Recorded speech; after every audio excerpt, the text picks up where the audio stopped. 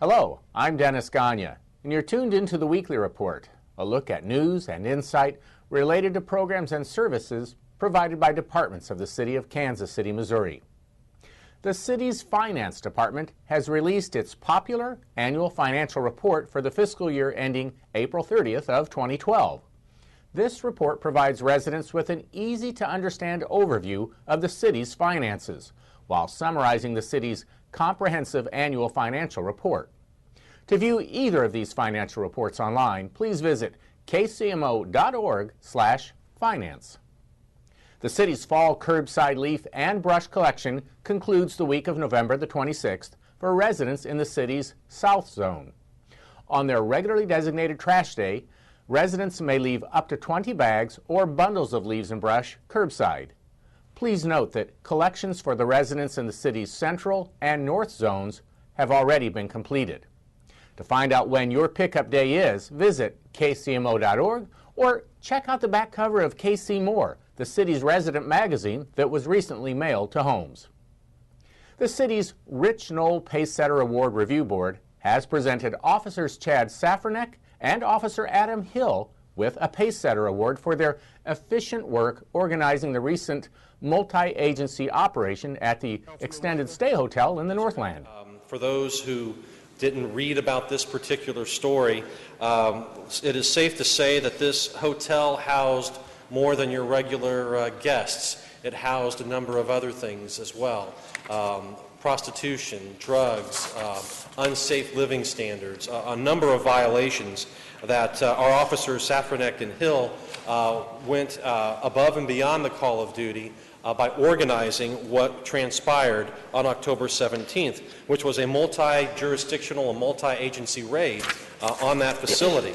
What they did was marshal our Kansas City, Missouri City resources, including codes, health department, children's division, animal control, the prosecutor's office, the Kansas City Fire Department, homeless hotlines, Red Cross, various churches, family and friends of the residents in Northland neighborhoods. To put all of those pieces together is quite an undertaking, and they did that very successfully. And so it is with great thanks not only from the 1st District Council members, but also the individuals of the Northland, the people of the Northland, that we have these two officers to thank for their fine work, and it's for that reason that they are our original pace setters for November. Thank you, Mr. Mayor. Thank you, Councilman Wagner. Are there any others who wish to speak to the resolution? If there are no others who wish to speak, the resolution is now before the council. All in favor, aye. Aye. All opposed, same sign. There are no opposed. The resolution is passed. To learn more or to nominate an employee, visit kcmo.org/pacesetter. Now let's check in with some of our city departments for information and insight.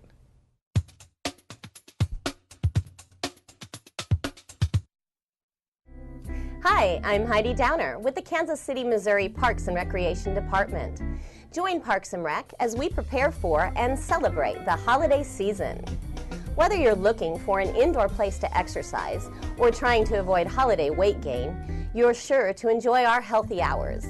Every Friday from 4 to 6 p.m. in November and December, residents may visit select Kansas City community centers for free and enjoy access to the equipment, pools, and indoor walking track. For more information, visit kcmo.org/parks. Santa's Wonderlands return to Kansas City on Friday, December 7th from 6 to 8 p.m. at Gillum Park, on Saturday, December 8th from 4 to 6 p.m. at Penguin Park, and on Sunday, December 9th from 4 to 6 p.m. at Longview Tract. These free events will feature festive live music, entertainment, light displays, and a visit from Santa and his friends. For more information, visit kcmo.org/parks. The National World War I Museum has many holiday-themed events planned this December, including Christmas at the Front, featuring costume period actors on December the 9th, a holiday and patriotic song music series on December the 19th, and a showing of Joya Noel, a 2005 film about the World War I Christmas truce, on December the 23rd. For complete details on these events and more, please visit theworldwar.org. The 24th annual Kris Kringle Run takes place Saturday, December 15th at 10 a.m. at Southeast Community Center. Participants will run a challenging course through Swope Park, and the top finishers will win prizes. For more information or to register, please visit kcmo.org/parks. Are you looking for a unique way to visit Santa? Bring the family to Skate with Santa on Saturday, December 22nd from 2 to 4 p.m. at the Line Creek Ice Arena. Admission is $5 and includes skate rental. Or residents who bring 3 canned or boxed food items to donate to harvesters, or a new unwrapped toy to donate to Synergy Services will get in for free. These are just a few of the many events Parks and Rec is hosting to celebrate the season. For a complete list of upcoming events, please visit kcmo.org/parks and click on Events Calendar. Or give us a call at 816-513-7500.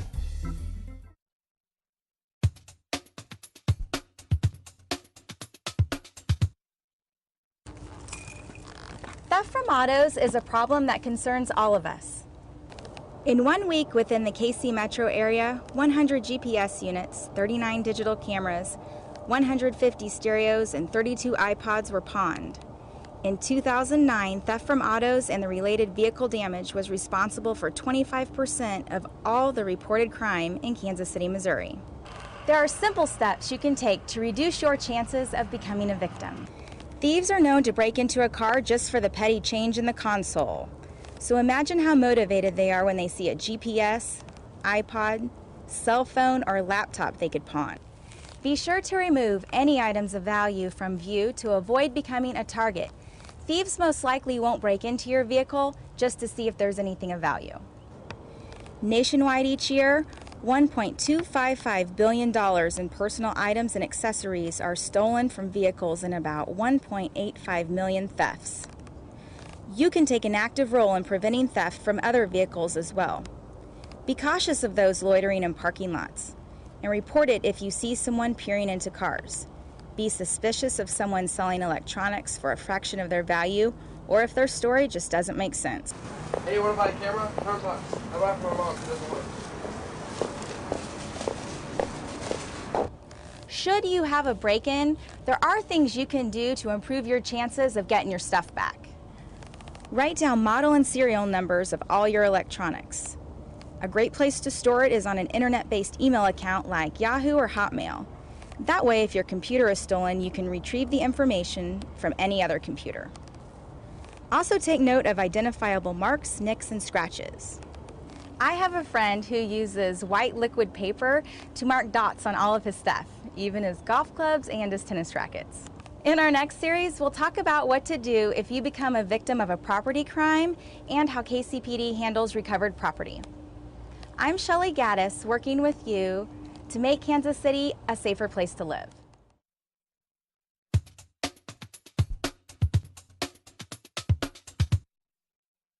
Hi, I'm Floyd Peoples. I'm the Fire Marshal for the Kansas City Fire Department. I'm here today to talk to you about fire safety and the importance of smoke alarms in your home. A smoke alarm is one of the most important fire safety items you can have in your home. No home safety plan can begin without a smoke alarm being in place. Smoke alarms are so important because they can cut down on the risk of death in a fire by an early alert, and it's a reduction of up to 50% chance of dying in a fire if you have a properly placed working smoke alarm. Let's talk about properly working smoke alarms. They have to be maintained. A smoke alarm needs to be vacuumed once a year just to get it clean, and change the battery once a year. There are batteries that are 10-year lithium ion, they're tamper-proof, and that's the modern smoke alarm that you can find in hardware stores, retail outlets, etc. We even have some on the Kansas City Fire Department that we can give away for free, and the Kansas City Fire Department will even install those for you. If you would like one of these smoke alarms, you can call 816-784-9100 and place an order for your smoke alarm. If you would like to pick one up at your local fire station, stop in, pick up an alarm. If you need some assistance with the installation, that fire station will be happy to help you with the installation of that smoke alarm. Now, it's very important to understand that a smoke alarm is designed to give you an early alert, so you need to have it in the right place. There's directions in every box with the smoke alarm that tells you where it needs to be placed, but it doesn't hurt to be reminded. You absolutely have to have a working smoke alarm just outside of every sleeping area, if not inside every sleeping area. And we like to see them in every bedroom if you sleep with the door closed. Kansas City Fire Department wishes you a happy and safe holiday season.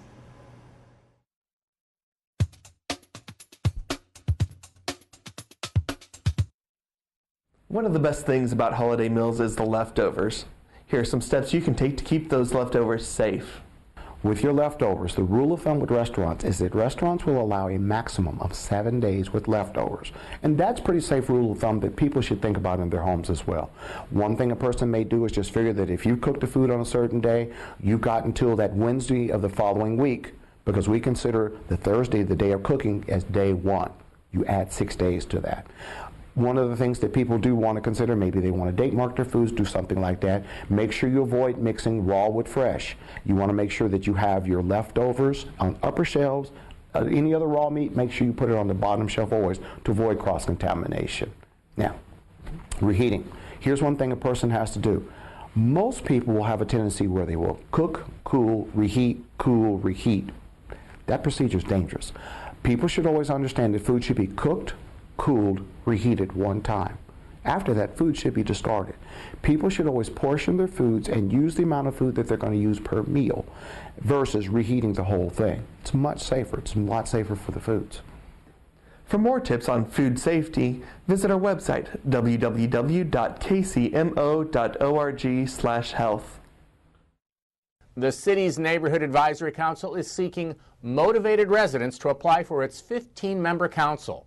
The council meets monthly to discuss proposed city policies and then makes recommendations to the director of the city's Neighborhoods and Housing Services Department.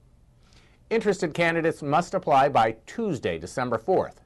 Applications are available at kcmo.org/KCNAC or at the Neighborhoods and Housing Services Department located on the 4th floor of City Hall.